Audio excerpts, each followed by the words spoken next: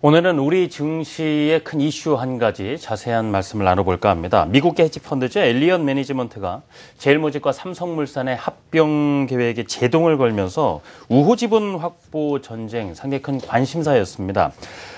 그런 가운데 국민연금이 합병에 대해서 찬성 의견을 제시했습니다. 이달 17일 주주총회를 앞두고 아직 변수가 있긴 합니다만 엘리엇 사태를 계기로 행동주의 헤지펀드의 실체도 정확히 파악을 해보면서 그 대응 방안도 마련해야 된다라는 목소리가 있는데요. 오늘 한국경제신문사 한상춘 논설위원과 하나씩 말씀 나눠보겠습니다. 위원님 어서 오십시오. 네, 안녕하십니까? 안녕하십니까? 네, 뭐 한 달 이상 제일모직과 삼성물산 간의 합병 계획을 놓고 벌어졌던 그야말로 우호지분 확보 전쟁이라고 표현을 좀 해봐야 되겠습니다. 지난 주말 사이 국민연금이 합병에 찬성을 좀 의견을 내다 보니까 어느 정도 일단락된 것 아니냐라는 분위기도 나오고 있는데요. 그동안 좀 전개되었던 과정부터 정리를 해봐야 되겠습니다. 이번 주는 사실 그 대외적으로 중국 문제 아니면 그리스 문제 이런 것도 있지만 네. 한국 경제 전체적으로 비단 그 삼성 대기업의 문제는 아니거든요. 우리 경제 그 전체 또 국내 증시 전체적인 측면에서 아마 17일에 주총 결과가 더 큰 문제가 아닌가 생각합니다. 단순히 이 문제를 그 삼성그룹의 어떤 또 이해관계자의 문제를 생각합니다는 그렇지는 않습니다. 네. 이거는 한국 경제 전체 문제, 한국의 자본시장 전체 문제다 하는 걸 말씀드리고요. 문제 발단은 사실 뭐 아시겠습니다는 굳이 말씀드리지 않더라도 이건 잘 아시겠죠? 사실 삼성과 제일모직 간의 합병, 여기에 그 엘리엇 매니지먼트 지분은 그 7.12%인데요. 여기에 그 3대 지수가 그 제동을 걸면서 사실상 이 문제가 시작됐죠. 네. 주총에서 그 단독으로 우호지분을 이렇게 확보한 그런 상태는 아니었기 때문에 지난 한 달간 소위 그 백기사 우호지분을 확보하기 위해서 양측이 진짜 피나는 우리가 보면 이제 전쟁이다 이런 표현을 쓰는데요. 치킨 게임보다 더 기업의 경영권 문제와 관련되어 있고 또 한국 경제 안전성 문제, 국내 그 자본시장의 안전성 문제와 결부되어 있기 때문에 네. 이 게임이 그 치열하게 전개됐다 보여졌습니다. 일단은 일부 매스컴의 그 의견대로 국민연금의 그 찬성으로 일단락 분위기입니다는 아직까지도 확실할 수 없는 상태거든요. 그렇기 때문에 지금 이 문제가 어떻게 돌아가느냐 하는 것이 이번 주에 국내 증시 또 해외에서도 상당히 관심을 많이 표명하고 있습니다. 왜냐하면 삼성그룹 자체가 글로벌적인 이미지를 갖고 있기 때문에 이 문제는 비단 한국의 문제뿐만 아니라 해외에서 상당히 관심을 갖고 있기 때문에 최대 관심이 되고 있다 이렇게 보여졌습니다. 네. 오늘 이제 국민연금에서도 보유하고 있는 지분이 크다 보니까 과연 찬성일까 반대일까 상당히 그 좀 예상해보는 시각도 많았었는데요. 일단 국민연금이 찬성을 결정한 것을 두고도 여러 가지 이제 평가라 그럴까요? 이야기들이 나오고 있는데요. 네, 찬성과 반대든 국민연금 입장에서는 최대 주주 입장에서는 사실 여러 가지로 부담이 있었다. 아마 그 국민연금기금본부의 그 홍완선 부장이 지난 그 한 달간은 굉장히 밤잠 이루지 못하고 고민이 많고 대한민국의 어느 경제인보다도 사실상 고민이 많았지 않냐 생각합니다. 네. 지금도 그 심정이 아닐까 하는 이런 그 생각인데요. 사실상 이 찬성이든 반대든 부담이 있는 상태에서 보면 반대를 했을 경우에는 우리 경제 입장 전체적으로 문제가 있다 이렇게 보겠습니다. 왜냐하면 한국은 그 어느 과보다도 외국인 지분이 높다 하는 민불전 현상이 심하다 하는 것은 한국 경제 TV일 뿐만 아니라 온 그 매스컴이라든가 국내 연구기관이라든가 이런 데에서 한국 그 증시를 볼 때 고질적인 문제를 지적되었거든요. 근데 이런 문제의 지적에도 불구하고 아직 개선되지 못한 상태인데요. 문제는 그렇습니다. 외국인들은 한국의 주력 기업만 샀거든요. 대기업, 네. 그 다음에 공기업, 그리고 은행 이런 부분이 되기 때문에 만약에 그 엘리엇이 이번에 주총에서 승리할 경우에는 비단 삼성물산과 제일모직뿐만 아니라 다른 문제도 행동주의 헤지펀드의 공격 대상이 본격적으로 이뤄진다는 얘기입니다. 그만큼 우리 국내 자본시장이 취약하기 때문에 앞서 말씀드린 같이 특정 기업의 이익을 대변하는 게 아니라 시청자 여러분, 이 문제는 우리 경제 전체 문제다 이렇게 볼 때 있습니다. 예를 들어서 특정 공기업의 외국인 지분이 지금 전부 다 없습니다. 근데 만약에 엘리엇 매니지먼트라든가 이런 행동주의 헤지펀드에서 사실 이쪽으로 넘어갈 경우에는 어떤 문제가 발생하냐면 공기업의 주주가치 이익 극대화를 명분화해서 이 공공업을 이익적인 관점에서 현실화되면 국민 여러분께서 지금 전기요금이라든가 수도요금이라든가 이런 것이 전부 사실상 국민 후생적인 측면에서 기업의 그 경제성 보다도 좀 낮게 이렇게 복리후생적인 측면에서 많이 가는데요. 이런 문제가 굉장히 흐트러질 가능성이 있다는 얘기거든요. 굉장히 중요한 문제다. 단순히 주주가치 문제로 이게 얘기할 수 있는 성질의 것은 아니다 하는 말씀을 드리는데요. 그렇기 때문에 국민연금이 사실 저는 오늘 그 제목을 뽑아드릴 때 국민연금의 이번 삼성물산의 어떤 합병의 찬성에 대해서는 애국자다 하는 표현을 썼습니다는 아마 우리 PD께서 부담스러운지 찬성에 이렇게 그렇게 해서 제목을 달았더라고요. 저는 뭐 개인적으로 우리 경제를 생각하고 우리 국민들 생각하기 때문에 저는 이번 결정이 상당히 돋보이고 애국자다 하는 것을 말씀드립니다. 예. 국민연금에서도 지난 금요일이었죠. 한 3시간 반에 걸쳐서 지금 이 의견을 어떻게 제시할 거냐 이제 회의를 가진 후에 이제 찬성 결정을 냈는데요. 합병 승인을 위한 주주총회가 이제 이번 주 17일에 예정이 돼 있습니다. 어떻게 될까요, 의원님? 네. 단독으로 지금 처리하기 상당히 좀 어려운 상태죠. 그렇기 때문에 지난 한 달간 백사를 이게 확보하기 위해서 굉장히 치열한 전개였는데요.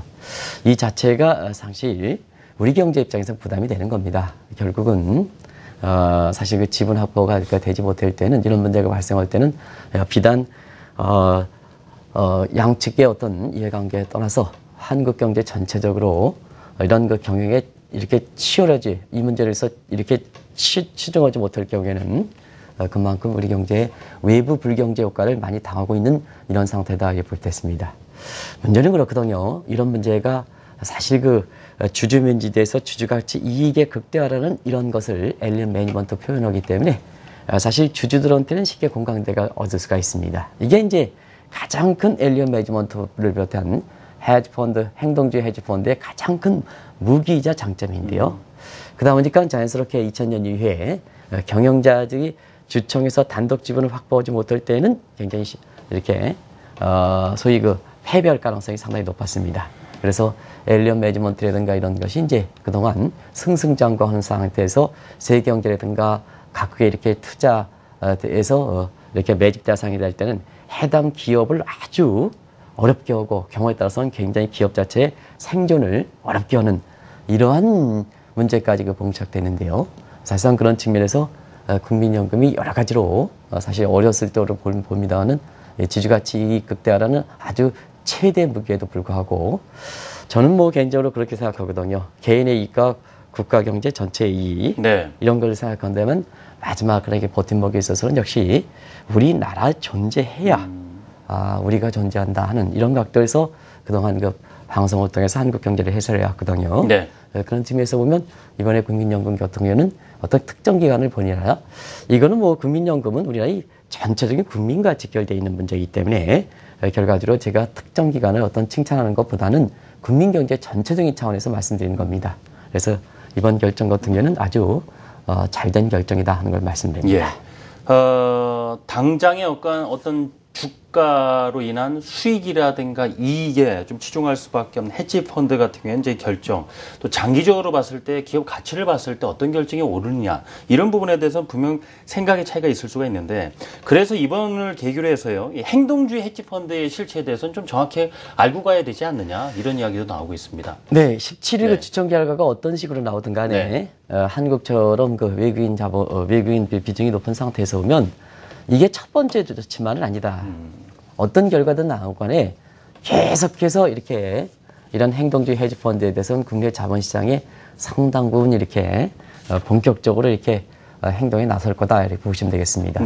그런 과정에서 17일 추천 결과 관계없이 한국 정책당국자를 비롯해서 연구기관 그리고 이렇게 해당 시장에 참여들 이런 입장에서는 행동주의 헤지펀드에 대해서 실체를 정확하게 대고 여기에 따라서 국민경제의 전체적인 컨센서스, 이 컨센서스 차원에서 왜냐하면 주주가치 이익이라는 이런 극대화가 어떤 측면에서 이렇게 될까 하는 것을 조금 이따 말씀드리겠습니다. 그 실체에 대해서 주주가치 이익 극대화라는 주식 민주주의에서 최대 무기를 갖고 있는 이런 상태이기 때문에 이 국민의 공감대가 형성되지 않으면 컨센서스를 통한 대책 마련하기가 굉장히 어려운 상태거든요.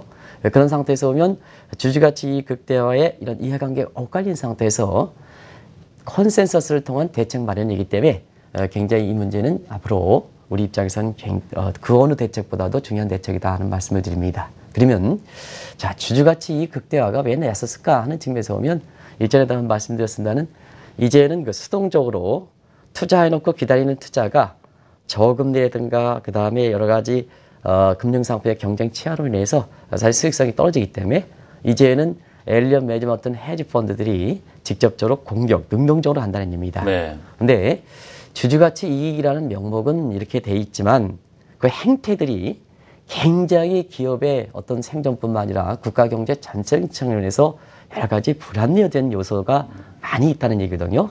예를 들어서 뭐 주주가치 이익 극대화를 위해서 CEO가 이렇게 잘못되면 CEO를 교체한다든가 지배구조를 개선되든가 그 다음에 법적으로 규제되어 있지 않는 현실과 그 다음에 법규 간의 그 괴리가 그 부분이 이제 법망을 피해가는 부분인데요. 네. 법망을 피해간다든가 여러 가지 허위 공시라든가 이런 측면도 많이 나타낸다든가 이런 측면에 이번에 아마 한 달간의 모습에서 여러 가지 엘리엇 매니지먼트에 보여주는 태도 보는 것을 그런 것이 주주가치 이익 극대화라는 목적으로 이렇게 둔갑하는 이런 측면도 있다는 얘기도 다 그런 건 아닙니다는 그런 측면이기 때문에 우리가 행동주의 헤지펀드의 실체에 대해서 우리가 정확히 이렇게 이어질 필요가 있다 하는 걸 말씀드립니다. 어떤 분 같은 경우에는 주주가치 이익 극대화라는 이런 걸 가지고 엘리엇 매니지먼트를 이렇게 두드러는 이런 입장도 있고 국내에 모 제약회사 같은 경우에도 그런 입장을 표명하는 거로 이렇게 알고 있습니다는 그러나 헤지펀드가 수익을 내기 위해서 어떤 행태를 보이냐 네. 명목은 주주가치 이익 극대화지만 그런 것이 우리가 특정 대기업을 응원하는 것보다도 이런 실체를 정확히 하고 이렇게 우리가 대책 마련할 필요가 있다 하는 측면에서 우리가 새로운 각도에서 이 문제를 바라봐야 된다 하는 걸 말씀드립니다. 네. 수익을 극대화한다라는 거 참 좋은 일이죠. 그런데 말씀하신 그의 이제 실체에 대한 부분, 어떤 행동을 보이구냐 하는 부분, 또 하나는 좀 이 단기에 좀 극대화하려는 부분에 있어서는 뭔가 분명 또 훼손분은 되는 부분도 있을 것이란 말입니다. 갈수록 행동주의 헤지펀드가 급성장을 하고 있는데 얼마나 빠른 속도로 성장을 하고 있는지 또 이 투자 전략은 어떤 식으로 구사하고 있는지도 알아볼 필요가 있겠습니다. 이 점이 굉장히 좀 우려스러운 대목이다 이렇게 볼 수도 있습니다. 지금 과거의 그 어떤 투자 전략을 태우고 있는 여러 가지 펀드를 비롯해서 금융상품을 운영하는 이런 금융사들이 상당히 좀 위축되는 현상을 보이죠. 우리나라도 그렇지 않습니까? 국내 그 은행 같은 경우에도 예대 마집에서 벗어나지 못한 경우에는 저금리 체제에서 상당히 예금 이탈에 따라서 지금 금융사들이 상당히 고민한 상황이고요. 그렇다고 해서 자금이 일부 몰리는 증권사들은 괜찮을까 하는 측면에서 보면 역시 증권사도 수익 기반이 시중은행보다 다변화되어 있지만 소셜 네트워크, 모바일 뭐 이런 거에서 경쟁이 치열하다 보니까 금융상품의 수익이 과거보다는 이렇게 그 고객의 입장에서 투자자 입장에서는 만족할 만한 수준을 내지는 못하지 않습니까? 진행자분도 혹시 금융상품에 투자하면 과거보다는 수익이 좀 많이 떨어지는 모습을 보이죠?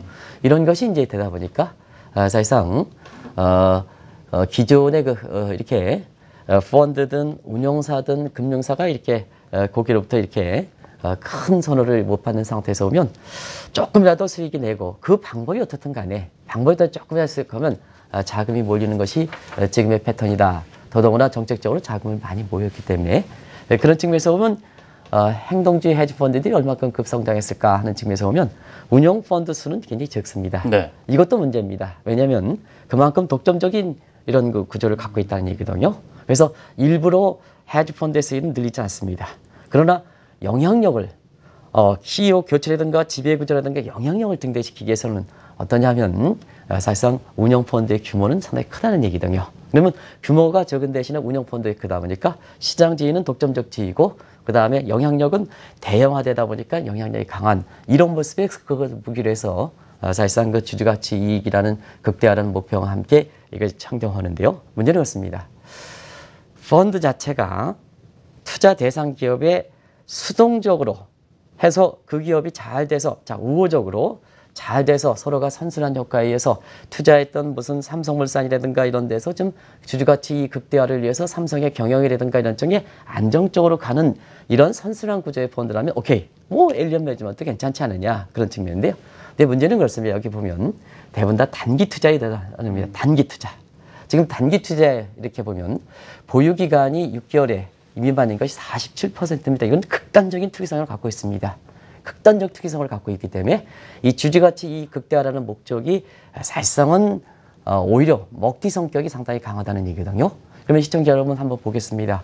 우리가 외환위기 과정에서 우리의 잘못도 있습니다는 외국 자본에 의해서 사실상 우리 그 대기업들 내지 일부 그 외환은행이든가 이런 데에서 넘어가는 과정에서 사실상 국민 경제 입장에서는 얼마큼 손실을 빌었지는 잘 아실 겁니다. 아직도 이 문제가 여러 가지 그때 당시에 법정비하지 못한 문제, 그 다음에 여러 가지 국제적으로 이렇게 금융 기법이라든가 이렇게 모르는 상태에서 이렇게 처리했던 문제를 아직도 지금 들고 나오는 상태에서 소송을 전개해서 지금 좋았던 외환이라든가 이런 게 지금 나쁘다는 것은 아닙니다는 일부 이렇게 국내 대기업 금융구에 넘어가서 그걸 치워는 이런 상태로 이렇게 돼 있으면은 그 과정에서 우리나라의 소위 먹튀라 할 만큼 네. 반대적인 측면에서 국부 손실이 얼마큼 되는지는 잘 아실 거로 이렇게 봅니다. 그래서 주주가치 이익 극대화라는 좋은 무기입니다는 또 반드시 그렇게 해야 되겠습니다는 그 이익을 극대화하는 방법이 선순환적인 이런 상태에서가 아니라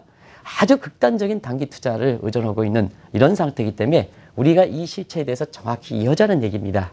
어떤 사람 같은 경우는 주주가치 이익 극대화하면 굉장히 공감대가 많이 되는데요. 그 주주가치 이익 극대화가 선순환적인 측면이냐 악순환적인 측면이냐 하는 측면에서 투자 대상의 경제에 이익하는 측면, 소위 공생적 투자 이익이 되느냐 하는 이 측면을 우리가 보자는 얘기거든요. 네. 우리가 특정해서 찬반 얘기하는 거 아닙니다. 실체를 보여주는, 왜냐하면 그건 객관적 사실이기 때문에 그런 측면에서 말씀드린다 하는 걸 말씀드립니다. 뭐 모두 그런 건 아니겠습니다만은 거대 자본을 이용해서 이런 뭐 투자 자본 시장도 그렇고 또 인프라 사업 쪽에도 그렇고 먹튀라는 표현 속에서 상당히 좀 우리나라 자체에 큰 부담을 안겼던 사례들이 많다 보니까요. 그런 기억들 자꾸 떠오르게 되고요. 그래서 이 행동주의 헤지 펀드가 사실상 글로벌 금융시장에도 많은 변화를 이끌어 왔고요. 실제 이 좀 사례들이 여러 있었지 않습니까? 네. 이 실제 사례들 보면 그것이 투자되는 펀드와 그 투자 대상이 되는 기업 간에 공생적이 됐느냐 아니면 결과가 상당히 안 좋았느냐 하는 사례를 보면 행동주의 헤지펀드의 어떤 실체가 보다 좀 명확하게 드러나지 않겠느냐 하는 이런 생각이 드는데요. 김현경 PD가 오랜만에 휴가를 와서 사실상 자막을 좀 빨리 비춰줄지 모르겠습니다는 자막을 보고 좀 얘기를 말씀드리겠습니다. 대체로 보면 칼 아이칸, 기업 사냥꾼이라 하죠. 왜 사냥꾼이라 합니까? 결과가 안 좋았다는 의미입니다. 그렇다 보니까 미국에서 그 미국의 경쟁력의 상징이라는 애플도 자사주 매입을 통해서 이것을 관철시켜서 결과적으로 경영상의 어떤 비용을 처리하는 이게 이 모습이거든요. 또 한 가지는 여러분 시청자 여러분한테 익숙하지 못한 펀드의 주체입니다. 빌 에크먼 같은 경우는 모떡사가 엘러간의 적대적 애매를 통해서 결과 상당히 좀 안 좋았죠. 이건 뭐 국제금융시장에서 상당히 악순환적인 고리를 형성했던 대표적 이렇게 M&A 사례다 하는 것은 잘 아실 거로 이렇게 보입니다. 그리고 넬슨 패치도 펩시 이사를 통해서 듀폰과 분사 요구 이런 것도 사실 그때 당시에는 펩시와 듀폰 간의 시너지 효과가 상당히 많이 났던 상태에서 이걸 분사를 통해서 사실상 시너지 효과를 좀 무력화시키는 이런 측면도 이렇게 물론 이제 평가하는 기준에 따라서 좀 다른 측면도 있습니다는 그렇게 저희 것처럼 국제금융시장에서 30년 종사하는 입장에서는 사실상 그 분사 요구가 그렇게 결과적인 측면에서는 상당히 좀 안 좋은 측면이거든요. 결과적으로 보면 이 행동주의 헤지펀드라는 것은 고객의 이익 극대화, 주주가치 이익 극대화라는 아주 이렇게 양을 쓰고 있습니다는 결과는 사실 이 투자하는 주체와 그 다음에 투자 대상과의 이게 관계를 보면 공생적 투자가 되지 못한 측면이 많았다 이렇게 보실 수 있습니다. 물론 일부 행동주의 헤지펀드에서는 상당히 공생적 투자에서 이런 측면의 기여한 측면도 있습니다. 근데 전체적인 사례를 보면은 이렇게 결과가 상당히 좀 좋지 않았다는 걸 말씀드립니다. 네. 저도 이번 기회에 두루 좀 찾아보니까 이 엘리언 매니지먼트가 행동주의 헤지펀드 중에서는 가장 악명이 높다 이런 표현도 있던데요. 어떤 측면에서 그런지도 들어보고 싶거든요. 네, 우리가 보면은 이제 여러 가지 평가 요소가 있습니다는 사실상 행동주의 헤지펀드에서 벌처 펀드의 성격을 강하느냐 하는 이런 측면이 이제 나중에 먹튀 성격이 상당히 강하다 하는 측면에서 그렇게 좀 이렇게 사실 여러 가지 평가가 좀 부정적인 측면도 있을 수 있다 하는 것을 말씀을 드리고요. 또 한 가지는 우리가 보면 가장 어려운 게 우리 국회에도 이렇게 그런 측면이 있습니다는 이 법과 관련되어 있는 이런 부분이 좀 일반 그 국민이라든가 이런 측면에서 좀 어려운 측면이 있습니다. 항상 변호사라든가 뭔가 이렇게 해서 좀 우리가 보면 항상 저도 그렇습니다는 무슨 법과 관련돼 있는 문제는 굉장히 좀 그쪽으로 갈 때는 위축되는 이런 분야인데요. 결과적으로 보면 이 엘리언 매니지먼트 이런 거 같은 경우는 일단 그 어느 펀드보다도 이제 위험장투라는 것으로 보이면 벌처 펀드의 좀 성격이 좀 강하지 않느냐. 또 왑싱어 같은 경우는 아주 훌륭한 뭐 법률가다 이렇게 이제 평가하는 사람도 있습니다. 그래서 법하고 전공하기 때문에 그런 평가가 나올 수가 있겠습니다는 법의 어떤 현실과 법의 어떤 이렇게 법이라고 해서 현실을 전부 적용하는 건 아니거든요. 그래서 전부 법적인 측면에서 현실을 전부 이렇게 가져가지 못하는 이런 측면이기 때문에 그런 부분을 좀 파고들 경우에는 사실상 일반 그 대응하는 측면에서 오면 굉장히 어렵기 때문에 네. 그런 게 나오는 게 아닌가 생각합니다. 반드시 이 대목에 있어서는 일반적인 관점에서 말씀드리는 겁니다. 특정 엘리언 매니지먼트와 관련돼서 그런 건 아니다 하는 걸 말씀드리는데요. 일반적으로 저희가처럼 이게 국제금융시장에 종사하는 사람들 같은 경우는 대응적인 측면에서는 벌처 펀드의 성격. 이 벌처 펀드는 아시죠? 썩은 고기를 먹고 사는 독수리라 표현하죠. 그래서 기업에서는 아주 어려울 때, 이게 썩은 고기와 같처럼 어려울 때 파고든다는 얘기입니다. 그런 측면에서 이제 그런 얘기가 평가가 나오는 거거든요. 그런 측면에서 그런 쪽의 평가를 좀 많이 하기 때문에 엘리언 매니지먼트에 대한 어떤 대응적인 측면에서는 상당히 좀 어려운 점이 있다 하는 것을 좀 말씀드립니다. 네. 이번 상황을 계기로 해서 행동주의 헤지펀드가 국내 자본시장에서도 상당히 활동이 활발해질 것으로 예상하는 분들이 많습니다. 이런 가운데 뭐 우리나라 어떤 글쎄요, 이 자본시장의 애국심을 또 이 노출을 시킨다라는 부분도 생각해 볼 부분이지만 이 기업 가치라든가 우리나라 전체 이 기업이 차지하는 영향력이라든가 봤을 때 외국계 자본에 자주 휘둘린다라는 것에 대해서는 분명 생각을 해봐야 될 것이거든요. 어떻게 대처해 나가는 것이 좋겠습니까? 네, 이 대목은 사실 그 여러 차례를 통해서 이미 10년 전서부터 해서 국내 그 자본시장에서는 외국 자본에 많이 휘둘린다는 윈블던 현상에 대해서 상당히 많이 문제를 지적했습니다. 그 문제만 지적하는 게 좋으냐 하는 측면에서 보면 사실 관련된 이런 그 정책 당국이라든가 아니면은 사실 그 관련돼 있는 연구기관에서는 여기에 대해서 확실한 좀 방안을 좀 미리 마련해야 지금 같은 이런 상황에 대해서 우리가 좀 잘 올 수 있지 않냐 생각합니다. 과거에 제가 이 문제에 대해서 좀 개인적인 사례를 좀 말씀드리겠습니다. 네. 이런 문제가 우리나라에서도 다시 한번 이렇게 이전에 그 얘기했던 사항이 아마 2005년, 2007년도 이때 당시에도 외국 지분이 지금보다 더 많았거든요. 그것도 포스코라든가 이런 데에서 아주 공기업일수록 많았기 때문에 그때 당시에 외국 자본에 의해서 이런 공기업이 넘어갈 때는 국민 경제에 있어서 공공요금이라든가 우리 경제에 미치는 영향 이런 것이 이제 상당히 좀 위협되기 때문에 그때 당시에 제가 이 포스코에 가서 강의할 때도 그런 얘기를 했습니다. 전 직원 모아놓고 지금 제발 이럴 때는 애사심을 발휘해야 된다. 애사심을 발휘하는 것이 결과적으로 보면 여러분의 그 복지라든가 재산 증식을 위해서 돈 됩니다. 그래서 어려울 때일수록 내 소속돼 있는 또 내가 속해 있는 국가를 좀 생각해야 되지 않느냐 하는 이런 측면에서 대중주가 1인 1주 대중주각기 운동을 펼쳤는 이런 상황인데요. 그때 당시에 아주 포스코 임직인께서 그런 부분을 잘 인식하셔서 아마 그런 것을 좀 해서 그 위에 그 자사주를 매입했던 사람이 포스코가 그때 당시에 한 7, 8만 원이었던 것이 40만 원 넘어가서 또 이렇게 애사심을 발휘했던 이런 사람들이 굉장히 재산 증식에서 도움됐던 이런 1인 1주 대중주각기 운동 아마 포스코 임직원 여러분께서는 포스코 신문이라든가 이런 데서도 많이 나왔던 것을 잘 아실 거로 이렇게 봅니다. 그러면 왜 이런 얘기를 오늘 아침부터 이렇게 말씀드리냐면 한국은 앞서도 이제 잠시 언급했습니다는 외국 자본에 의한 이런 윈블던 현상이 심하다 하지만 관련된 정책이라든가 연구기관에서 문제점만 지적됐지 현실적 실효적인 방안을 아직 마련하지 못했기 때문에 또 이렇게 그 문제가 이렇게 그보다도 나가는 문제거든요. 그러면 이 문제에 대응하지 못했을 때는 어떤 문제가 발생할까 하는 측면에서는 우리 경제정책이 무력화됩니다. 이제 이런 계기에서 제2, 제3 뭐 이런 헤지펀드 이렇게 나오면 주주가치 이익 극대화를 해서 정부의 정책을 무력화시킬 수 있는 부분이 있고 그다음에 지금 경영권의 위험 문제 이런 문제에 대해서 어느 기업이든 국내 기업이든 삼성그룹 이해, 삼성물산 이해 자유로운 게 어디 있습니까? 지금요. 외국 자본이 이렇게 대기업일수록 그다음에 공기업일수록 그리고 사실 우리나라의 이 시중은행도 마찬가지고 네. 자유롭게 못 되기 때문에 경영권에 위협당할 문제가 있고 그 다음에 이걸 대응하지 못할 때는 론스타에서 여러분 론스타 뭡니까? 먹튀라고 그러지 않습니까? 먹튀가 다른 그 금융용어로 보면 캐피탈 파이트 국부출 문제입니다. 여러분의 재산이 밖으로 나가는 문제가 있는 문제거든요. 이런 굉장히 심각한 문제를 봉착할 수가 있기 때문에 이번에 그 추천 결과가 어떤 결과가 나오든 간에 사실상 그렇습니다. 이런 문제에 대해서는 다시 한번 이런 문제에 이렇게 우리 경제가 이렇게 휘둘리지 않기 위해서는 네. 결과적으로는 대책을 확실하게 강구할 수가 있다 하는 강구하는 이런 문제가 빨리 마련돼야 된다는 걸 말씀드리거든요. 그런 측면에서는 두 가지만 말씀드리겠습니다. 이제 우리나라의 그 국민연금이 여러 가지 어려운 가운데 용기 있는 이런 결단을 했기 때문에 제2의 기관 투자가 중에서 제2의 국민연금이 좀 반드시 나와줘야 된다는 걸 말씀드리고 이건 어디까지나 제 개인적 생각입니다.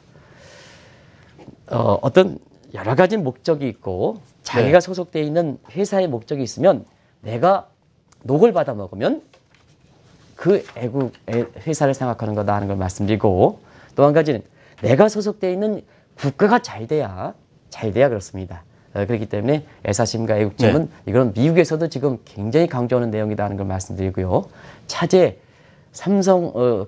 삼성물산이라든가 제일모직 입장에서도 어떤 결과든 간에 사실상 이제는 당신네 회사에 돈을 넣어줬던 주주들에 대해서 정말로 소중하게 생각하는 진짜 어떤 먹튀 성격의 주주가치 이익을 극대화보다는 진짜 주주와 그 삼성물산이라든가 이런 해당 그 기업 간의 어떤 선순환 구조를 가지는 이런 아이를 활동이라든가 이런 게 해서 전통적인 주주문지의 어떤 관계가 형성될 수 있는 하나의 그 계기가 됐으면 하는 바람입니다. 뭐 삼성물산이나 제일모직 이번에 합병 이슈로 인해서 좀 뭐 단계 또 투자를 해보시는 분들이 있겠지만 아마 이 회사의 주식을 가지고 계신 분들이라면 긴 안목에서 아마 투자를 하시는 분들이 많으실 겁니다. 그런 면에서 장기적인 안목에서 어떤 판단이 오를까도 주주 한 분 한 분도 아마 생각해 보실 수 있는 계기가 되지 않을까 싶습니다. 한국경제신문사 한상춘 논설위원과 말씀 나눴습니다. 위원님 고맙습니다.